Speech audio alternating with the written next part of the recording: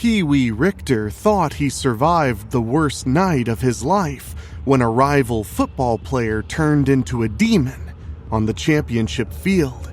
But now, at summer camp, the nightmares are waking up, and the demon has returned, and he plans to finish the game. What's that? You want to be scared? Come with me.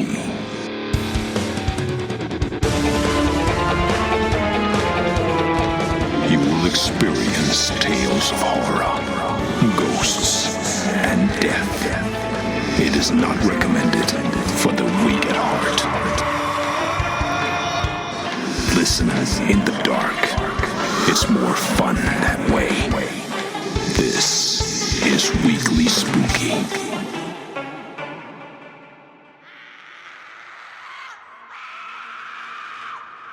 Hello, my spookies. It's Wednesday, and you know what that means. It's time for a little spooky in your weekly. I'm your host and narrator, Enrique Couto, and tonight we start our summer mini-series right here and right now because the weather's hot, but so are the flames of hell. But before we get to that, I want to take a moment to say thank you all so much for joining us here tonight. In the middle of the summer, the real hardcore Halloween all year long spookies show up for a good time, and I'm happy to provide. And if you love what we do here at Weekly Spooky, now is the best time to support us in a very direct way by going to weeklyspooky.com/join. For as little as $1 a month, you get 2 bonus episodes every single month, as well as over 5 years of creepypasta readings, audiobooks, and so much more. That's weeklyspooky.com/join. A brand new slasher series just released called Serenity. The first episode just dropped last week, and on Thursday, the second will, so head to weeklyspooky.com/join and get in on the gory fun. Now, as for tonight, what if the biggest win of your life wasn't really a victory?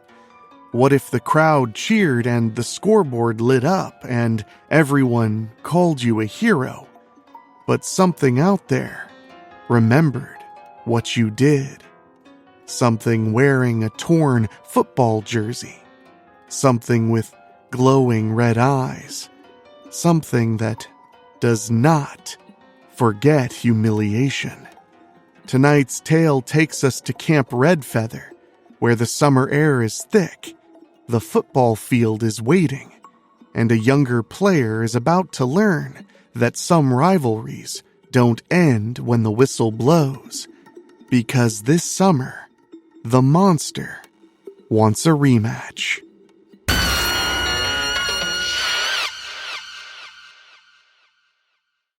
Summer of the Demon, Part 1 by Rob Fields.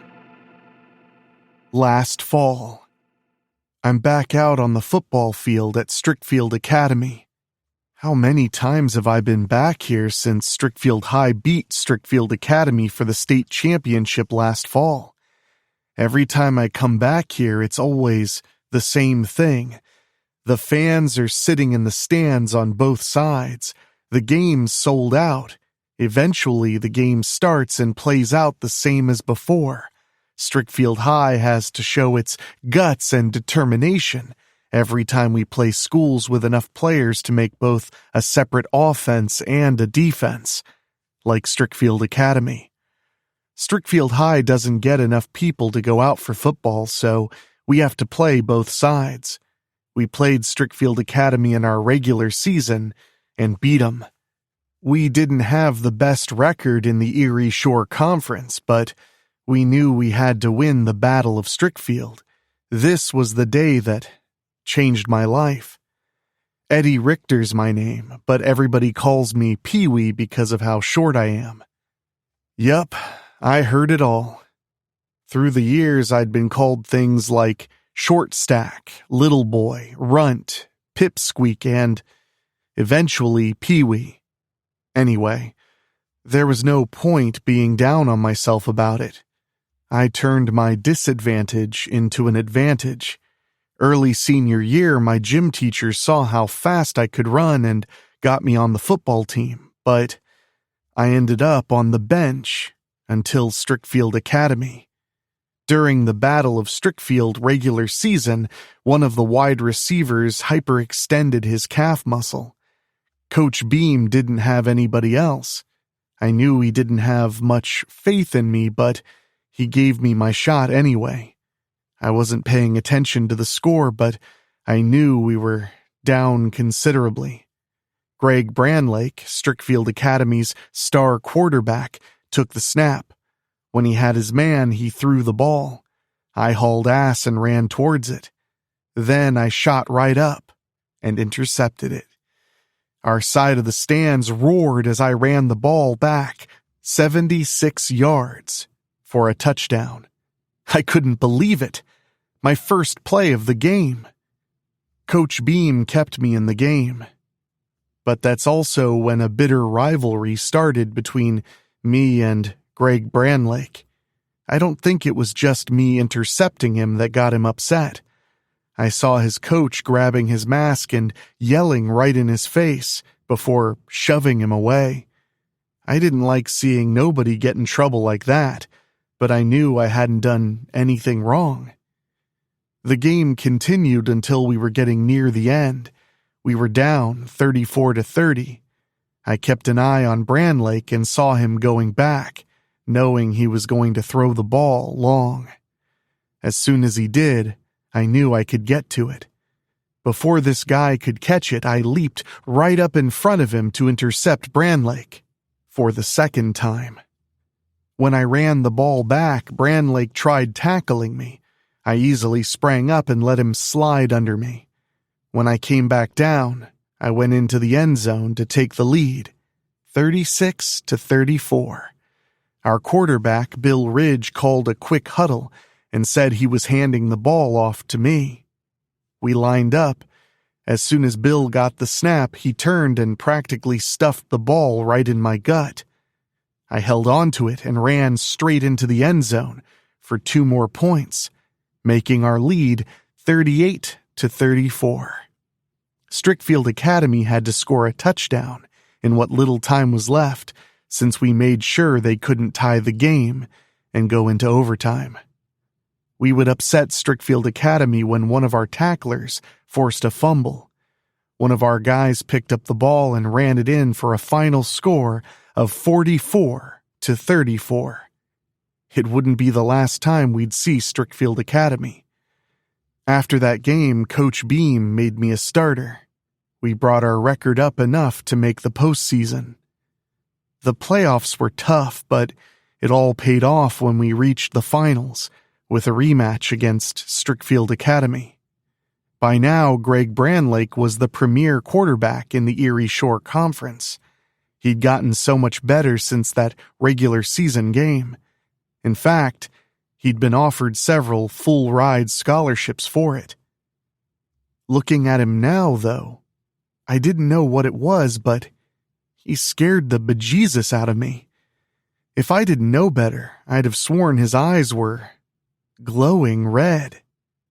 "Get out there and show Strickfield Academy why you got your full ride, son," Coach Beam said. "We got to the state championship game mainly because of you." I couldn't let my team down. One more time, I had to prove Coach Beam didn't make a mistake with me. The game started. Strickfield Academy had their advantage with their separate offense and defense. Greg Brandlake kept hitting his passes. Strickfield Academy kept putting points on the board. The pressure was definitely on me since my teammates were betting on my running and jumping. Every time Bill Ridge took the snap, he either handed off or passed to me. Strickfield Academy tacklers got me a couple of times, but I managed to answer every touchdown they scored. It was such an intense game. The score got to be tied at 60. It was the fourth quarter and getting down to the wire. Greg Brandlake kept eyeing me throughout the whole game. Deep down, I knew I didn't want him getting his hands on me. And then, Greg Brandlake was charging my way. I just couldn't believe it. Brandlake's cleats came apart. His helmet literally split right down the middle. He grew until he was a good 7 or 8 feet tall. He even had these gargantuan hands. Did I mention those glowing red eyes? I don't know what happened to Brandlake, but I saw what was left of his Strickfield Academy jersey on the field. He had a second one on underneath with 00 on both sides. I think I even made out the word demon on the back where the name was. Brandlake eyed me like he'd been waiting for this moment. "You belong to me now, little man." I think I nearly pissed myself hearing that demonic voice. Charlie Thoss, the biggest guy on our team, slapped me on the back. "Snap out of it, Peewee!" I raised my hand a little and nodded to him quickly. Brandlake took the snap and watched his own team run away. Now my teammates, they charged right after him. Sure enough, Brandlake easily knocked our guys out of his way, like they were little kids. He even smacked big Charlie Thoss enough to where he flew almost 20 yards downfield. And now Brandlake was coming my way. When he got close enough, he smiled and growled. I know you can't hear people growling on the field. Grunting, maybe, not growling. But I heard Brandlake loud and clear. Then he said, "You made this personal, little man." When Brandlake was almost on top of me, he raised the football high and roared. I think both sides of the stands could hear it because they all stood up. They didn't run away, though. I knew I couldn't run away. My teammates were depending on me. They stood by me when Coach Beam gave me my shot and accepted me as one of them. I had to stand and fight.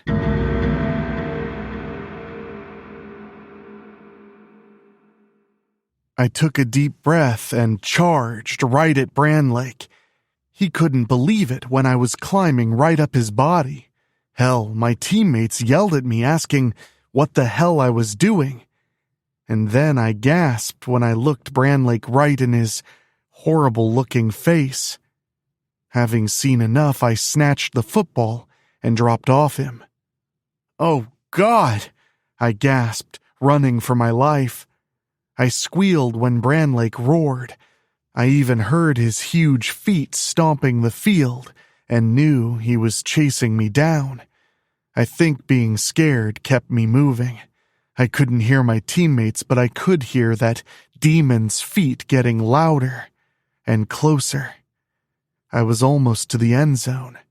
When I didn't hear the stomping, I knew I had to jump fast. I leaped up and dove right into the end zone.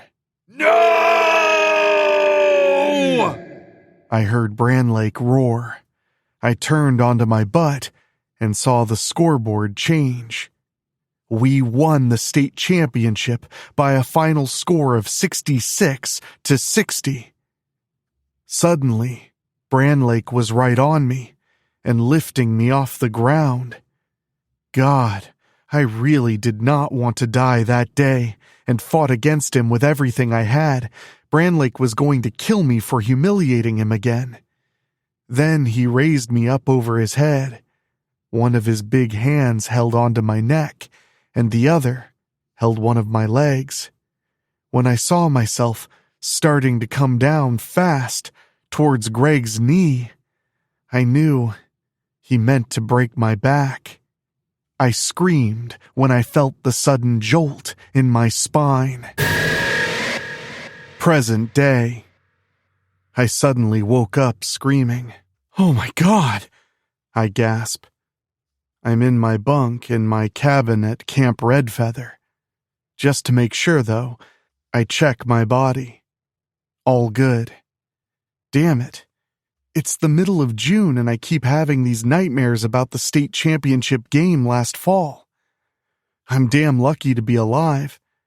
Just as I was about to be ripped in half, Greg Brandlake's demonic head exploded right underneath me. I don't know what happened, but we were both suddenly on the ground and Brandlake was dead. I'm still sweaty all over. Not because it's hot outside, it's actually cool enough that I was using my blankets. I'm here now because Camp Redfeather was rented out by Strickfield University as a football camp. We should be practicing at the university's football field, but it's getting a new AstroTurf put in. There were quite a few of us from Strickfield High who got full-ride athletic scholarships. A few of our guys went on to other colleges. Guess they didn't want to stay in Strickfield after what happened last November. The rest of us accepted our scholarships to Strickfield U. What's really interesting this year is that we're no longer part of the Mid-American Conference. The Strickfield Serpents were the best team there.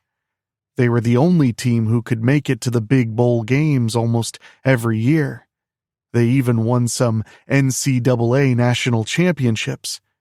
Now, this is the first year the Serpents would be playing in the Southeastern Conference. Yeah, the SEC. And we ain't even in the South. Anyway, our season's gonna have us playing teams like Ole Miss, Alabama, Texas A&M, and Mizzou, just to name a few. For Strickfield U, this move is huge. I should be more excited about the move, but I keep having them damn nightmares. There are times when I won't have them, then they just come back. I'm beginning to think maybe a piece of Greg Brandlake got inside me that night. Ah, come on, Eddie, I tell myself. It's all in the past now. I get out of bed and grab what I need to take a shower. But when I open the door to the cabin, it's still dark outside. Wait a second. When I woke up a few minutes ago, it was morning. Then I get a feeling I ain't alone. Greg Brandlake is right in front of me now. Everybody's been calling him the Demon since that night. Like back when Mick Knight became a Strickfield legend. He was wearing that very same jersey. He's all big and bulky and his glowing red eyes are looking right down at me. Did you really think I'd ever leave? Brandlake asks in his demonic voice. I got unfinished business with you. The demon's huge hands wrap around my face. I don't even get to scream.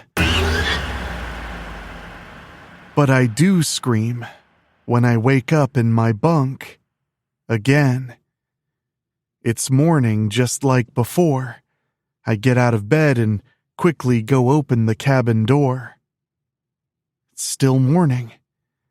When I see people dressed and heading out to the football field, I know I got up late again. That happens when I'm having those damn nightmares. I hurry up and get dressed for practice. I'm gonna be late getting out to the field. Football practice. You better have a good excuse on why you keep showing up late for practice, Richter. Coach Fred Mercer yells. You gonna be late for game day when we start in the SEC this fall? Sorry, Coach, I call out. Fall in line, he calls back. My other teammates give me dirty looks, especially Mark Schumer, a guy just as big as Charlie Thoss. Coach has threatened to give us extra duty for my tardiness a few times. Charlie said he'd thump me around if he actually did. Mark Schumer said it like he meant it. He'd kick my ass. I knew Charlie was joking, but But Mark stood by what he said. Now we're doing warm-ups. Coach Mercer yells at us when he catches us watching the cheerleaders practicing. They could have practiced at one of the gyms at Strickfield U. Since they're going to be cheerleaders for our team, the university decided to send them to this camp too. You dumbass is going to be looking at them girls when those SEC teams are running circles around you, Coach yells. Do that and you'll all be running laps until you get it through your thick skulls. This is college ball now. High school's over. High school is junior league. By the end of practice, Coach Mercer's got us concentrating more on football. Before letting us go, he lightens up and tells us we can look at the girls at the social in the rec hall tonight. As we're leaving, Mark Schumer comes and smacks me on the back of the head, knocking me down. Then he grabs and lifts me up. You come to practice late again, I'm gonna kill your fucking ass. You hear me? Let him go, motherfucker, Charlie shouts. Mark shoves me away so I land on my back. He turns and walks off before Charlie reaches me. He pulls me up and sees I'm okay. But Mark Schumer's the least of my problems right now. That night. It feels great to be in air-conditioned comfort after the day we had. It gets hot enough outside when it hits 80 plus and we're running plays all day. I'm having a soda and talking to people. Some of my Strickfield High buddies are asking me if I'm checking out the girls. I tell them I am, just to get them off my back. I know the guys are looking for future wives or steady sex partners. Honestly, I don't know what I'm looking for. After finishing my soda, I grab another one and head outside where some of the other players are hanging with the cheerleaders. When I catch Chase Randall's eyes, she smiles. I've seen this cheerleader plenty of times. She definitely provokes us on or off the field. She's doing it again when she bends over and shows us all just how short her skirt is. Then I look past Chase and see him. He's wearing a tattered football uniform with the 00 jersey. No helmet, but his eyes are glowing bright red. Some of the others are pointing right at him. I drop my soda and rub my eyes to make sure I'm not seeing things. No. The demon is roaring and coming right at us. Nice costume, Chase jeers. Halloween ain't for a few more months, dumbass. Am I having another nightmare? The breeze blows, telling me I'm wide awake. That ain't no Halloween costume, I yell. The demon easily picks up a picnic table and hurls it our way. Everybody runs as it lands and becomes instant firewood. Some of the other football players rush at the demon, but he easily repels them, just like last fall. They get up and try attacking him again. The demon proves he really is incredibly strong. Then I snap out of it and grab a board from the broken picnic table. Before I can move, he grabs Bill Ridge, our quarterback turned wide receiver, and lifts him up effortlessly, with one hand. Then he slams him through another picnic table. Still holding on to Bill, the demon lifts him up again and walks over to the bonfire near the rec hall. Bill's fighting him, trying to get free. The others are trying to help him, but the demon just shoos them away. I hit it in the back with my board, but he smacks me and sends me flying too. By the time I get back up, the demon's got Bill right at the bonfire. You were real hot that night with your passes, the demon jeers. Now you're just on fire. Bill screams when the demon lowers his head into the flames. He's flailing his arms while burning alive. Soon he stops moving for good. The few guys who grabbed hold of the demon to try and help, they never mattered. After the monster drops Bill's body into the fire, he knocks those guys away. Now the demon comes toward me. He stops short and says, "Your time's coming. Soon." When the demon turns and walks off, nobody else bothers going after him. The rest of our Strickfield High team all look at each other, not believing it's happening again. But the demon came to me specifically. Has Greg Brandlake really returned from the dead to get revenge on me? That's it then. I've got to get away from Camp Redfeather. The demon keeps haunting me in my dreams. No way I'm letting him get me or anyone else in the real world. Late evening. I've got the car loaded up. I've got to get out of here and go somewhere where the demon will never find me. I know I'm a coward. After seeing what the demon did to Bill Ridge, I just don't want to die. I get in the car and head on the road as fast as I can. I have no idea where I'm going. When I know the demon ain't looking for me, I'll figure out what to do next, but that's the problem. The demon is right in the road ahead of me. There's no way I can get around him. I slam on the brakes and try turning the car around. The demon leaps into the air and lands right next to me. Going somewhere, little man? Next thing I know, he lowers himself to grab underneath the car. Just like that, he flips it over. Next, the door comes right off. Then the demon pulls me out of the car. "You think you can run away from me, Peewee Richter?" He brings me up to where he can look me right in the face and see how scared I am. "Maybe you escaped the demon last fall, but there ain't no escape now. I can find you when I want to. I can kill you when I want to." Then the demon tosses me in some tall grass off the road. "You're gonna be last, Peewee. I want you to see me kill all your buddies first. All of you were there last fall. I ain't stopping till you're all dead. You'll know you're up, 'cause I'll come get you myself." The demon leaps into the air and is gone. I can't see where he went to. All I can see is what's left of my car. It doesn't look like he completely destroyed it, but I need to get it somewhere to get fixed. And my parents are going to love hearing how my car got messed up like this. I pull out my phone and make some calls. After that, it's back to Camp Redfeather.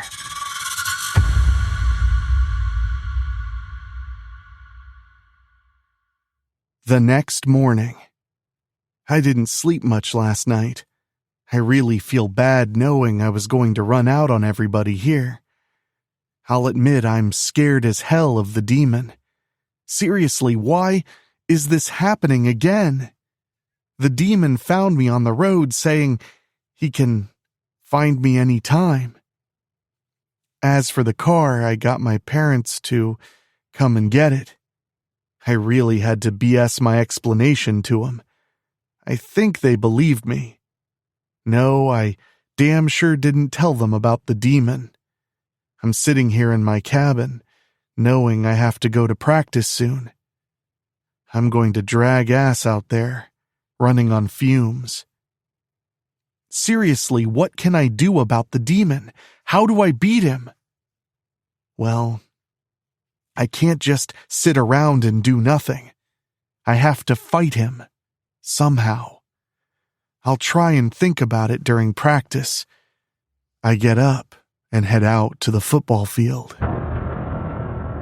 Later, I'm using a computer in the rec hall. I do searches on Greg Branlake, Mick Knight, and the Demon.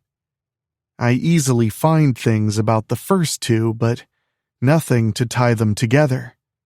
Also, not a single thing about the Demon or the 00 jersey, other than Mick Knight wore it all those years ago and took it to Shore City with him when he went to the NFL. I do come up with a wild idea, though. My troubles with the Demon all started with Greg Branlake. Like me, he came from Strickfield. Mick Knight came from Strickfield. I don't have any choice. I have to go back home and go check out Greg Branlake's house. I never knew where he lived, but I found his address online. Unfortunately, I don't have my car to drive back to Strickfield. I'll have to hitch a ride. Strickfield. Great way to start my college football career, breaking into the house of a former high school football rival. I was lucky to get in on the ground floor through an unlocked window. I just hope I didn't set off any kind of silent alarm or something. I slowly walk upstairs and look for what might be Greg's room. I peek into different ones until I see the shapes of trophies, a dead giveaway. I use my phone's camera light to look around. After not finding anything in his desk, I go check the closet. When I don't find anything on the floor, I get the chair from the desk and stand on it to check the shelves up top. Hey, I ain't called Peewee for nothing. I see a box in the far corner and grab it. When I shine the light inside, there's a bunch of journals. I bring the box down to the floor and start looking through them. It takes a little bit, but I finally find something. It's early October of last year, which would be senior year and football season. The entry talks about Greg getting the Demon's jersey and how everything changed in his life for the better once he started wearing it. Yeah, Greg didn't get better on his own merits after the Battle of Strickfield. He used that 00 jersey. What's up with it? What kind of power does it give? Gee, Peewee, maybe if you'd read more of the journal, you might find out. But I don't get to turn another page when the bedroom lights suddenly come on. Then I feel myself being zapped. Next thing I know, everything's going dark. If the Demon found me here, I'm so dead. Well, my spookies, so much for summer camp being relaxing. Peewee Richter came to Camp Redfeather hoping to get ready for college football, maybe put last year's nightmare behind him, and maybe, just maybe, stop seeing a dead demonic linebacker every time he closes his eyes. Instead, the Demon is back, and the body count is only just beginning. And next week in part 2 of Summer of the Demon, Peewee starts digging into the truth behind that cursed 00 jersey. But the more he learns, the worse it gets. So come back next week for more football, fear, and full contact supernatural revenge. And don't forget to stop by on Friday for Cutting Deep into Horror. We're locking ourselves inside one of the scariest apartment buildings in found footage horror history, as we talk about the Spanish film Wreck, R-E-C. Quarantine, panic, night vision, screaming in stairwells. Oh yeah, it's gonna get claustrophobic here on Friday. And I want to take a moment to say a special thank you to our Patreon podcast boosters, folks who pay just a little bit more to hear their names at the end of the show. And they are Johnny Nix, Kate and Lulu, Jessica Fuller, Mike Eschewy, Jenny Green, Amber Hansford, Karen Weemet, Jack Kerr, and Craig Cohen. Thank you all, and if you want to join that list of awesome spooky names at the end of every episode, just head to weeklyspooky.com/join and sign up at the $15 a month or higher tier. I really do appreciate the support. It makes a huge difference. But now, speaking of, I need to get back to work because there is so much more spooky to bring you, including our third installment of Thursday Thrills, which will publish right here on the Weekly Spooky feed. So make sure you're subscribed. For myself, for my executive producers Bobbletopia.com and Rob Fields, for my producer Dan Wilder, and my creepy composer Ray Mattis. I'll see you tomorrow. Thank you for listening. Make sure to find your way back next week. But for now, you are safe. Trust me.